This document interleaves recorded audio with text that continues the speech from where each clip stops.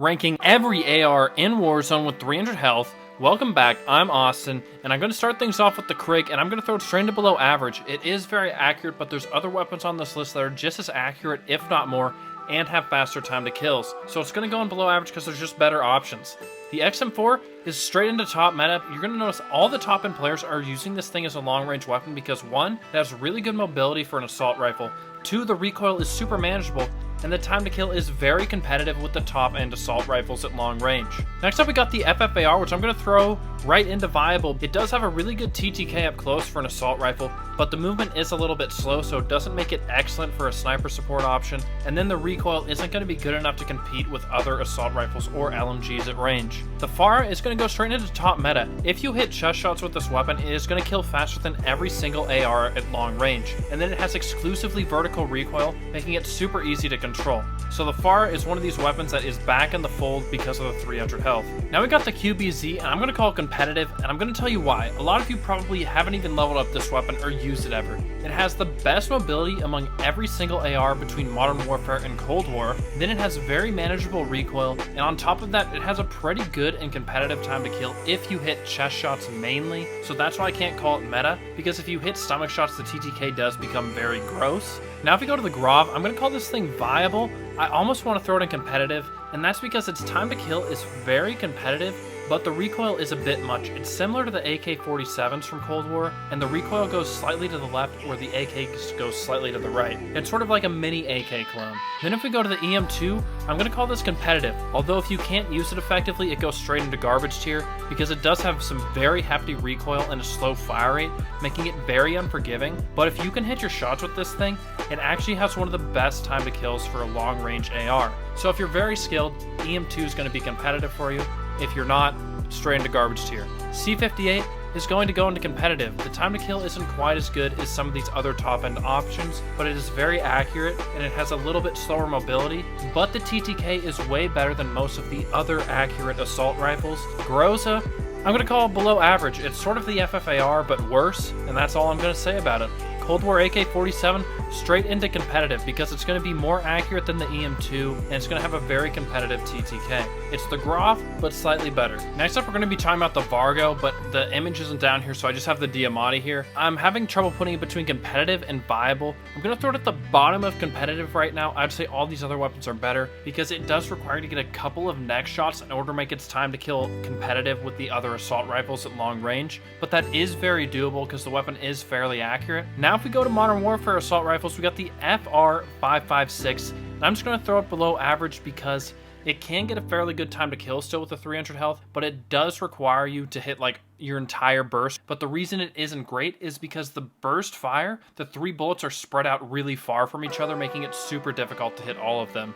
And then the M4A1, we're going to throw it straight into viable. It's sort of just the good old weapon that's decent at everything, but not really great at anything individually. So it's going to go straight into the middle of the pack in viable. AMAX is definitely a competitive tier weapon now. It has one of the best time to kills for assault rifles at long range.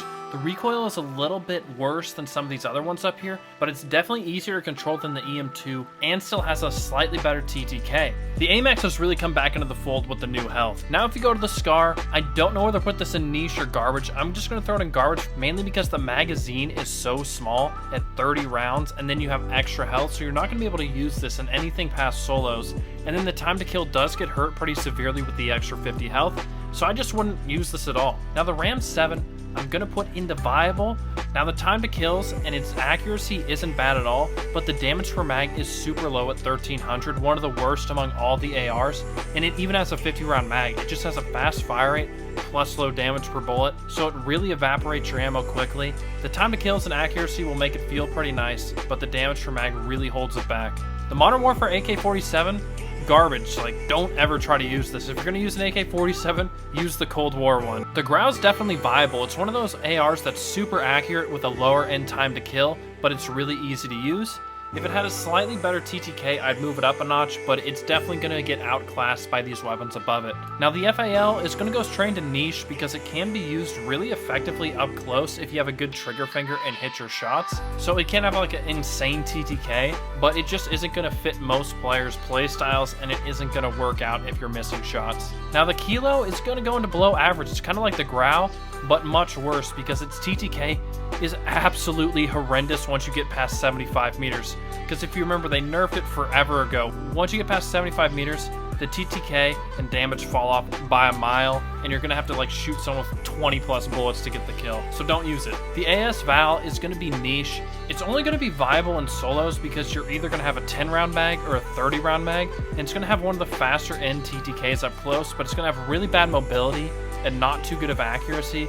So there's just really no way to use this in anything outside of solos, and it's still going to be a little bit difficult. Now the M13 I'm going to throw into viable, but it's going to be better than the Grau in my opinion. It has a slightly better TTK by about 30 milliseconds. It's just as accurate, it has a faster fire rate making it more forgiving. The M13 is sort of the best of the Modern Warfare laser beam assault rifles. The Odin is once again going to go into, this is really close between below average and viable. I'm going to throw it up here just because it can get a decent TTK, but it's very unforgiving because its fire rate is super slow. It's one of the slowest in the game. Because its fire rate is the second slowest among all assault rifles, that means it's going to be super hard to use if you miss any shots. You know what? I changed my mind. I'm throwing it in below average now. Next, we got the AN-94, and I'm going to call it below average because if you don't hit the first few bolts of the clip where the fire rate is much faster, the time to kill is going to be horrendous. One of the worst in the entire game, so it's super unforgiving. And make sure to like the video and subscribe to get entertaining and useful Warzone content.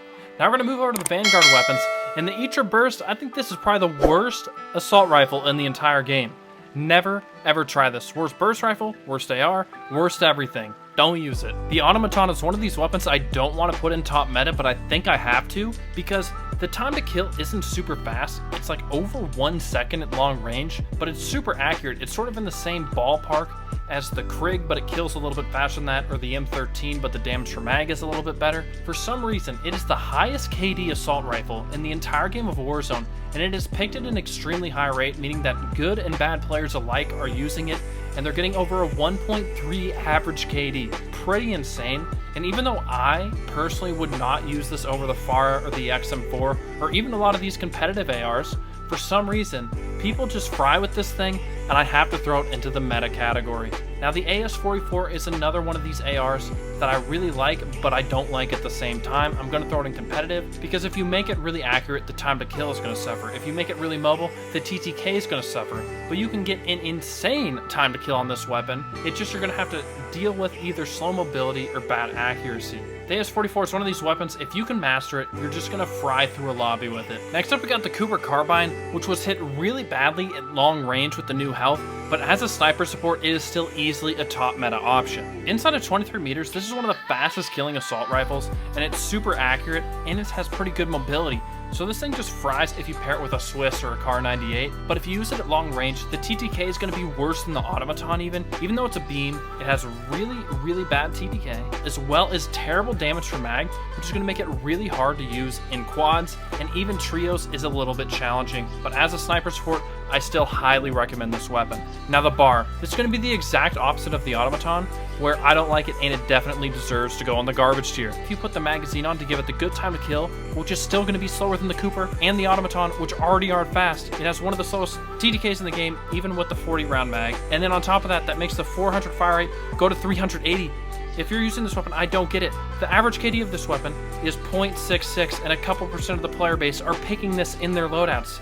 Please, for the love of God, do not use this weapon. Now that I've gotten my annoyance out about the bar, let's go on to the Volk, a weapon that I kind of like, but it's only viable. If you're going to be using it, you're going to want to use it up close as a sniper support or as an SMG. And the reason for that is you can give this thing insane mobility, and you can also give it gung-ho to eliminate the sprint to fire delay, and that's going to be where it's used at its best. It's definitely decent, fun to use, but it wouldn't be what you're using if you're going for a high kill game. The NC41 is also going to go straight into the viable tier. It's one of these weapons that was really good on launch, but they did make the recoil really weird, where after 20 bullets, it just goes in a random direction. Like, you don't know where the bullet recoil is going to go. Is it going to go left, right, up, down? Who knows? So that's why it can't be considered competitive, even though the time to kill is fairly good. Now the STG, this one is right on the brink of being competitive and viable.